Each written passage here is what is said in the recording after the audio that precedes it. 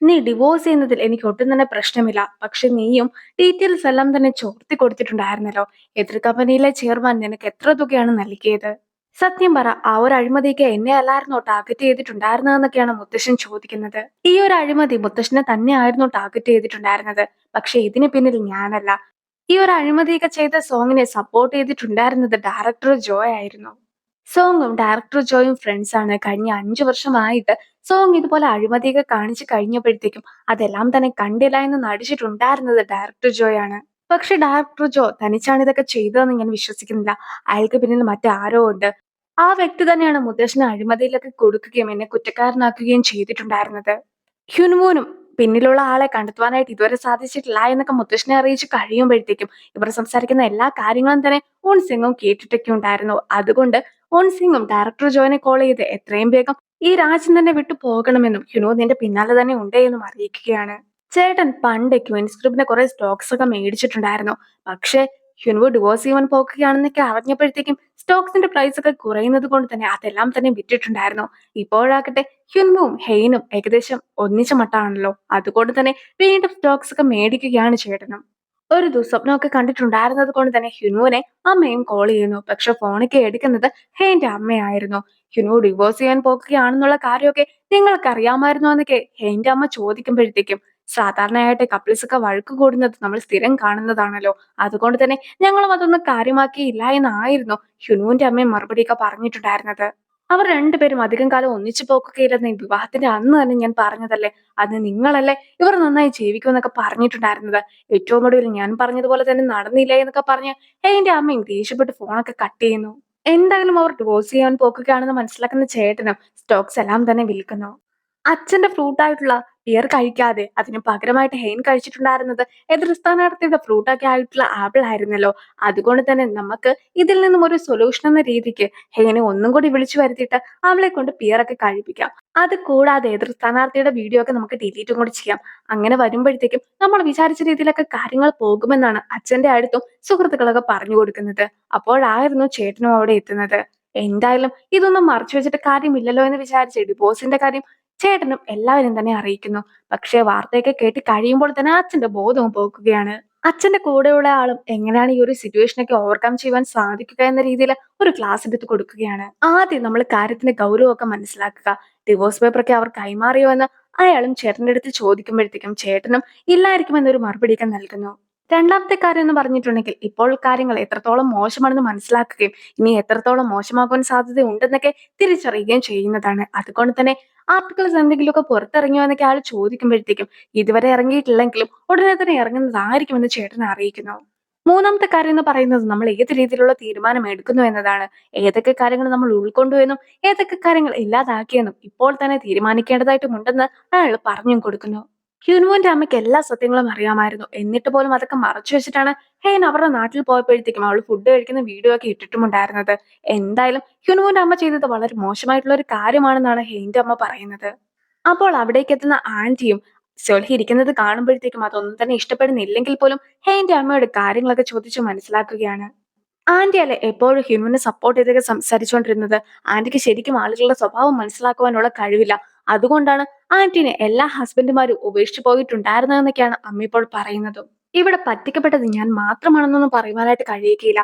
ആരെങ്കിലും ഒരാൾ ഡ്യൂപ്പൊക്കെ ഇട്ടിട്ട് നിങ്ങളെ പറ്റിക്കണമെന്ന് തുനിഞ്ഞിറങ്ങുകയാണെങ്കിൽ അയാൾക്ക് നിങ്ങളെ പറ്റിക്കുവാനായിട്ട് കഴിയുമെന്നൊക്കെയാണ് സൊൽഹിനെ ഉദ്ദേശിച്ചുകൊണ്ട് ആന്റിയും പറയുന്നത്. പക്ഷേ ആന്റിക്ക് എല്ലാ സത്യങ്ങളും തുറന്നു പറയണമെന്നുണ്ടായിരുന്നെങ്കിലും തെളിവില്ലാത്തത് കൊണ്ട് തന്നെ ഡിറ്റക്റ്റീവും ആന്റിയോട് തൽക്കാലത്തേക്ക് മിണ്ടാതിരിക്കുവാനൊക്കെ ആയിരുന്നു ആവശ്യപ്പെട്ടിട്ടുണ്ടായിരുന്നത്.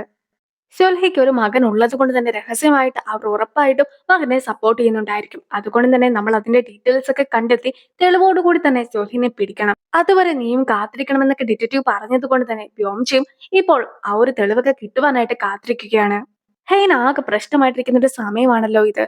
അങ്ങനെ ഇരിക്കെ അവൾക്ക് ഈ ഒരു അവസ്ഥ വന്നല്ലോ എന്നൊക്കെ പറഞ്ഞുകൊണ്ട് വ്യോംചി ഇരിക്കുമ്പോഴത്തേക്കും എന്താണ് ഹെയ്ന് സംഭവിച്ചതെന്നൊക്കെ സൊൽഹിയും ചോദിക്കുന്നുണ്ട്.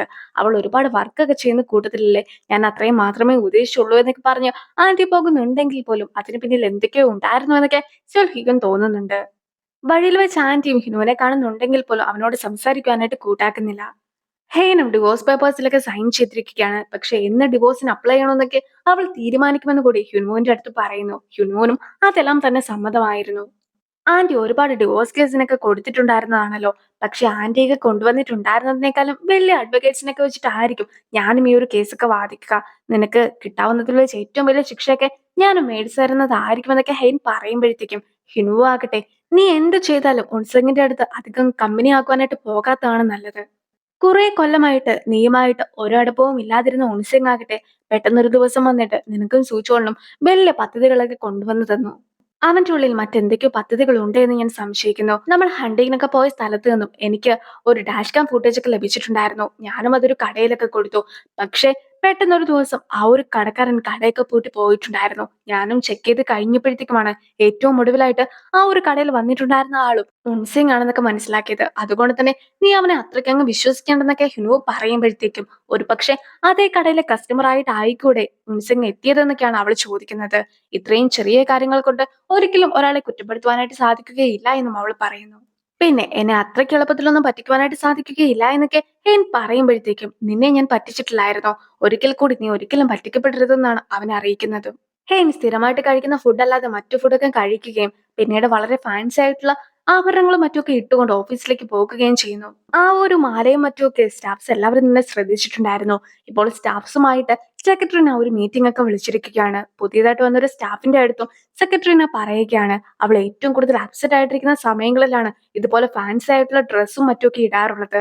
ഇന്നത്തെ മാല തന്നെ വളരെ ഭംഗിയുള്ള ഒന്നായിരുന്നു. അതിനർത്ഥം അവൾ ഇന്ന് വളരെയധികം അപ്സെറ്റ് ആണെന്നാണ്. ഇന്ന് ഹെയ്ന്റെ മുമ്പിൽ പോയി ചാടാതിരിക്കുന്നതാണ് ഏറ്റവും വലിയ കാര്യമെന്നാണ് നായും അവരോട് പറഞ്ഞു കൊടുക്കുന്നത്.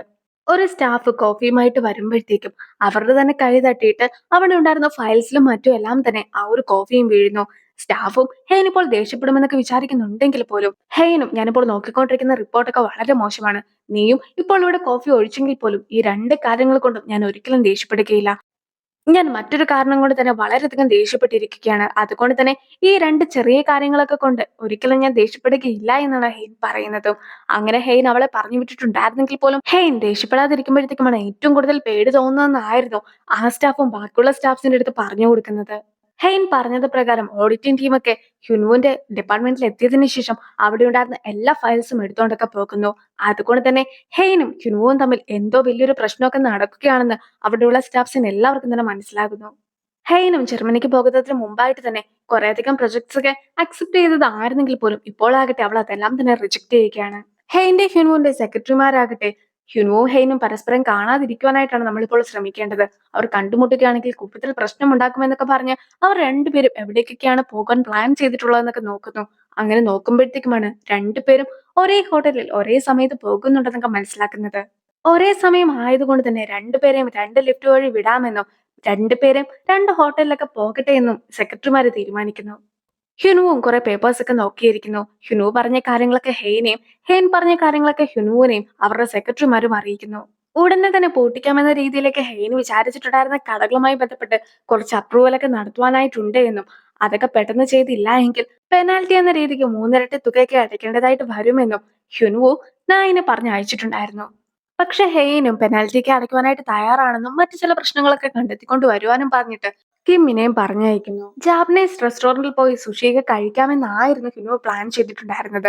പക്ഷെ നമുക്കതൊക്കെ മാറ്റിയിട്ട് ചൈനീസ് റെസ്റ്റോറന്റിൽ പോയാലോ, ജാപ്പനീസ് റെസ്റ്റോറന്റിൽ പോകുമ്പോഴത്തേക്കും ഒരുപാട് പണച്ചെലവൊക്കെ ആകുന്നതായിരിക്കുമെന്നൊക്കെ സെക്രട്ടറി പറയുമ്പോഴത്തേക്കും പണത്തിന്റെ കാര്യമൊന്നും നിങ്ങൾ ഓർക്കണ്ട, ഞാൻ തന്നെ ട്രീറ്റ് ചെയ്തോളാം എന്ന് ഹ്യുനുവും സെക്രട്ടറിയുടെ അടുത്ത് പറയുന്നു. ഞങ്ങൾക്ക് എല്ലാവർക്കും ചൈനീസ് ഫുഡ് കഴിക്കുവാനായിട്ടാണ് ആഗ്രഹം എന്നൊക്കെ പറഞ്ഞുകൊണ്ട് സെക്രട്ടറി കിമോ ബാക്കിയുള്ള സ്റ്റാഫ്സിനെ കൊണ്ട് കൂടി സമ്മതിപ്പിക്കുകയാണ്.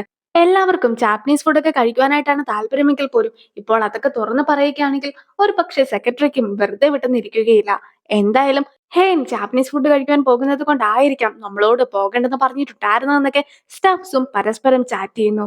ഹ്യുനുവും റെസ്റ്റോറന്റ് ഒക്കെ മാറ്റിയെന്നറിയുമ്പോഴത്തേക്കും സെക്രട്ടറി നായിക്ക് സമാധാനമാകുന്നു. ഇനി ബിൽഡിംഗ് എയിലെ ലിഫ്റ്റ് വഴി പോകുവാനായിട്ടായിരുന്നു ഹെയ്ൻ നിന്നിട്ടുണ്ടായിരുന്നതെങ്കിൽ പോലും ആ ഒരു ലിഫ്റ്റ് ഒക്കെ വർക്കിംഗ് ആയതുകൊണ്ട് തന്നെ അവളും ബിൽഡിംഗ് ബിയിലെ ലിഫ്റ്റ് വഴി പോകാമെന്നൊക്കെ പറയുന്നു. സെക്രട്ടറി നായും ഹെയ്നെ തടയുന്നുണ്ടെങ്കിൽ പോലും അവളും പോകുകയാണ്. അങ്ങനെ ഇരിക്കെ ആ ഒരു വിവരമൊക്കെ സെക്രട്ടറിനെ ഇപ്പോൾ സെക്രട്ടറി കിമ്മിനെ അറിയിക്കുമ്പോഴത്തേക്കും കിമ്മും നമുക്ക് സ്റ്റെപ്പ് വഴി പോയാലോ എന്നൊക്കെ ലിഫ്റ്റിന് മുമ്പിൽ കാത്തു നിന്ന് ഹ്യുനുവിന്റെ അടുത്തും ചോദിക്കുന്നു. കാര്യങ്ങളൊക്കെ അറിയാതെ പോയ സ്റ്റാഫ്സ് ആകട്ടെ നമുക്ക് ലിഫ്റ്റ് വഴി തന്നെ പോയാൽ മതി എന്നൊക്കെ പറയുമ്പോഴത്തേക്കും ഹെയ്നും ഇപ്പോൾ ഇതുവഴി വരുന്നുണ്ടെന്നൊക്കെ പറഞ്ഞുകൊണ്ട് സെക്രട്ടറി കിമും ഗ്രൂപ്പിൽ മെസ്സേജ് അയക്കുന്നു. ആ ഒരു മെസ്സേജ് അതേ ഗ്രൂപ്പിൽ ഉണ്ടായിരുന്ന ഹ്യുൻവുവും കാണുകയാണ്. അങ്ങനെ ഇരിക്കെ അവിടെ എത്തുന്ന ഹെയ്നും നിങ്ങളുടെ ഗ്രൂപ്പിന് വലിയ വർക്കൊന്നും ഇല്ലാത്തത് കൊണ്ടാണ് ഇപ്പോൾ ഒന്നിച്ച് ഫുഡൊക്കെ കഴിക്കാനായിട്ട് പോകുന്നതെന്ന് ആ ഒരു ടീമിന്റെ അടുത്ത് അല്ല ഹ്യുൻവുന്റെ അടുത്ത് തന്നെ അവളും ചോദിക്കുന്നു. അവർ ഒരുപാട് വർക്കൊക്കെ ചെയ്യുന്നുണ്ട്. അതുകൊണ്ടാണ് ഞാനും അവർക്ക് ട്രീറ്റ് ഒക്കെ കൊടുക്കാമെന്ന് വിചാരിച്ച് ഫുഡ് കഴിക്കുവാനായിട്ട് കൂട്ടിക്കൊണ്ട് പോകുന്നതെന്നൊക്കെ ഹ്യുൻവു പറയുമ്പോഴത്തേക്കും കഴിഞ്ഞ 3 വർഷമായിട്ട് നിങ്ങൾ ഇവിടെ വർക്ക് ചെയ്യുന്നതല്ലേ? അങ്ങനെ ഇരിക്കെ നിങ്ങളും ഇതിനു മുമ്പ് ചെയ്ത വർക്കിനെ കുറിച്ചൊക്കെ കൂടുതലായിട്ട് റിവ്യൂ ചെയ്ത് നോക്കേണ്ടതായിട്ടുമുണ്ട്. അങ്ങനെയൊക്കെ ചെയ്യുകയാണെങ്കിൽ മാത്രമേ വർക്കിൽ ഇംപ്രൂവ്മെന്റ് ഒക്കെ കാണുവാനായിട്ട് കഴിയുകയുള്ളൂ എന്നൊക്കെ ഹെൻ പറയുമ്പോഴത്തേക്കും ഹ്യുൻവുവും എന്തെങ്കിലും പേഴ്സണൽ ആയിട്ടുള്ള കാര്യമുണ്ടെങ്കിൽ അതൊരിക്കലും വർക്കിൽ വെച്ച് സംസാരിക്കരുതെന്നാണ് അവളോട് പറയുന്നത്. അവളും ഞാനൊരു റോബോട്ടിനെ പോലെ ആയതുകൊണ്ട് തന്നെ ഒരിക്കലും അങ്ങനത്തെ രീതിയിലൊന്നും സംസാരിക്കുകയില്ല എന്ന് പറയുന്നു. നീ പല കേസുകളിലും തോറ്റുപോകുന്നത് ശരിക്കും ഇമ്പ്രൂവ്മെന്റ് ഒന്നും നടത്താത്തത് കൊണ്ടാണെന്നും കൂടി പറഞ്ഞ് ഹെൻ പോകുമ്പോഴത്തേക്കും എന്നാൽ ഇനിയിപ്പോൾ നമുക്ക് സ്റ്റെപ്പ് വഴി അങ്ങ് പോയേക്കാമെന്നൊക്കെ പറഞ്ഞ് ഹിഡുവും ടീമിനെയും കൂട്ടിക്കൊണ്ട് പോകുന്നു. ആ ഒരു സീനോട് കൂടി ഈ ഒരു വീഡിയോ അവസാനിപ്പിക്കുകയാണ്. അടുത്തൊരു വീഡിയോ ആയിട്ട് ഇത്രയും വേഗം കാണാം. ബൈ.